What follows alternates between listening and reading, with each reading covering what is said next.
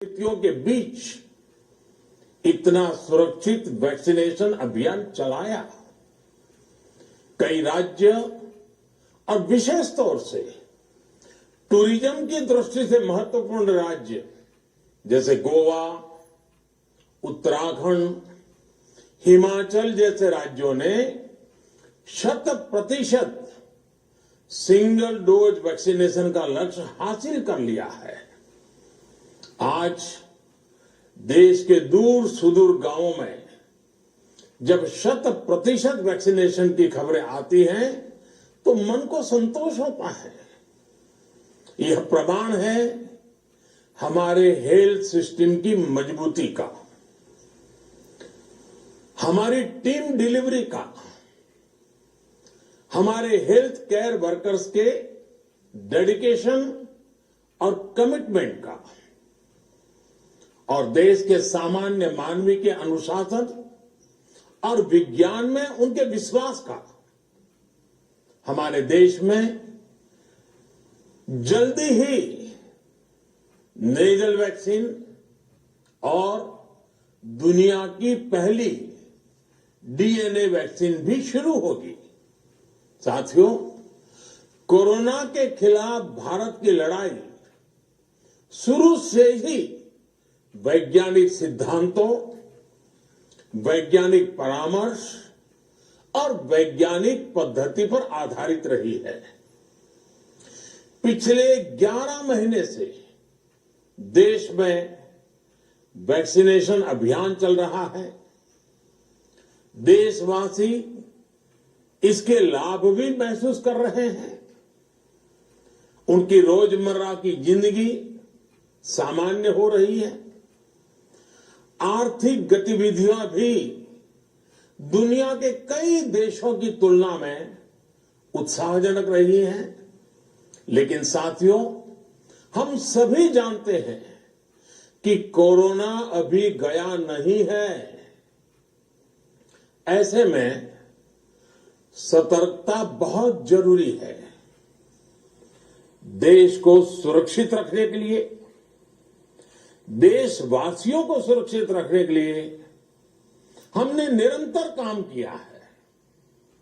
जब वैक्सीनेशन शुरू हुआ तो उसमें भी वैज्ञानिक सुझावों के आधार पर ही ये तय किया गया कि पहली डोज किसे देना शुरू किया जाए, पहली और दूसरी डोज में कितना अंतराल हो, स्वस्थ लोगों को कब वैक्सीन लगे, जिन्हें कोरोना हो चुका है उन्हें कब वैक्सीन लगे, और जो कोमॉर्बिडिटी से ग्रस्त हैं उन्हें कब वैक्सीन लगे। ऐसे निर्णय लगातार किए गए और ये परिस्थितियों को संभालने में काफी मददगार भी साबित हुए हैं। भारत ने अपनी स्थिति परिस्थिति के अनुसार भारत के वैज्ञानिकों के सुझाव पर ही अपने निर्णय लिए हैं। वर्तमान में ओमिक्रॉन की चर्चा जोरों पर चल रही है। विश्व में इसके अनुभव भी अलग अलग है, अनुमान भी अलग अलग है। भारत के वैज्ञानिक भी इस पर पूरी बारीकी से नजर रखे हुए हैं, इस पर काम कर रहे हैं। हमारे वैक्सीनेशन को आज जब 11 महीने पूरे हो चुके हैं तो सारी चीजों का वैज्ञानिकों ने जो अध्ययन किया है और विश्व भर के अनुभवों को देखते हुए आज कुछ निर्णय लिए गए हैं। आज अटल जी का जन्मदिन भी है, क्रिसमस का त्योहार भी है, तो मुझे लगा कि इस निर्णय को आप सबके साथ साझा करना चाहिए। साथियों, 15 साल से 18 साल की आयु के बीच के जो बच्चे हैं, अब उनके लिए देश में वैक्सीनेशन प्रारंभ होगा। 2022 में 3 जनवरी को सोमवार के दिन से इसकी शुरुआत की जाएगी। ये फैसला कोरोना के खिलाफ देश की लड़ाई को तो मजबूत करेगा ही, स्कूल कॉलेजों में जा रहे हमारे बच्चों की और उनके माता पिता की चिंता भी कम करेगा। साथियों, हम सबका अनुभव है कि जो कोरोना वॉरियर्स हैं, हेल्थ केयर और फ्रंटलाइन वर्कर्स हैं, इस लड़ाई में देश को सुरक्षित रखने में उनका बहुत बड़ा योगदान है। वो आज भी कोरोना के मरीजों की सेवा में अपना बहुत समय बिताते हैं।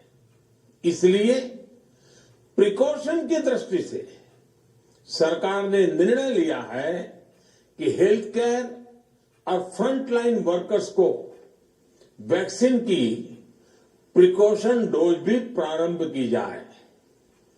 इसकी शुरुआत 2022 में 10 जनवरी सोमवार के दिन से की जाएगी। साथियों, कोरोना वैक्सीन का अब तक का ये भी अनुभव है कि जो अधिक आयु वाले हैं और पहले से ही किसी न किसी गंभीर बीमारी से पीड़ित है, उन्हें प्रिकॉशन लेना सलाह योग्य है। इसको ध्यान में रखते हुए 60 वर्ष से ऊपर की आयु के कोमॉर्बिडिटी वाले नागरिकों को उनके डॉक्टर के सलाह पर वैक्सीन की प्रिकॉशन डोज का विकल्प उनके लिए उपलब्ध होगा। ये भी 10 जनवरी से प्रारंभ होगा। साथियों, मेरा एक आग्रह है कि अफवाह, भ्रम और डर पैदा करने के जो प्रयास चल रहे हैं, उनसे बचना चाहिए। हम सभी देशवासियों ने मिलकर अब तक दुनिया का सबसे बड़ा वैक्सीनेशन अभियान चलाया है। आने वाले समय में हमें इसको और गति देनी है और विस्तार देना है।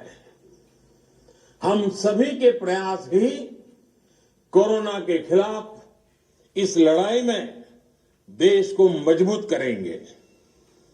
आप सबका बहुत बहुत धन्यवाद।